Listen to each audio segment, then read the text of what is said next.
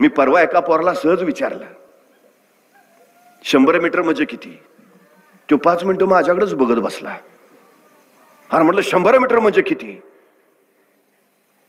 तो नुसताच बघत बसला. मला कळलं काय झालंय ते. मग त्याला विचारला, म्हटलं काय खेळबिळ खेळतोस का नाही? म्हणला सगळे खेळ खेळतो, क्रिकेट खेळतो, फुटबॉल खेळतो, व्हॉलीबॉल खेळतो, बॅडमिंटन खेळतो. मग म्हणलं एवढे सगळे खेळ खेळतो, दिवसभर मैदानावरच असतोस का काय? तो म्हणला मैदानावर नाही, मोबाईलवर खेळतो.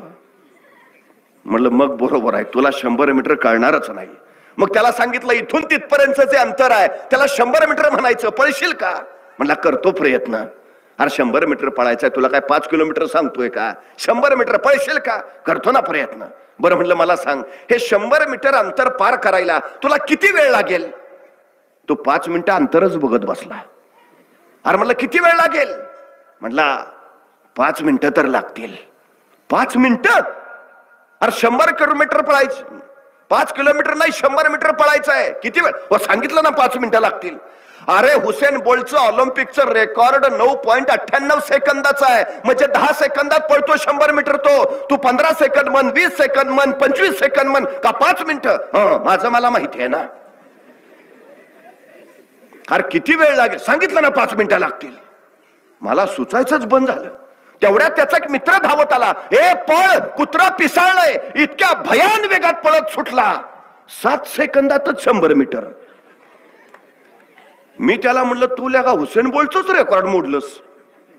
त्याला 100 मीटर पळायला 10 सेकंद लागते, तू 7 सेकंदात पळलास. म्हटला मग कुत्र मागं लागलं होतं.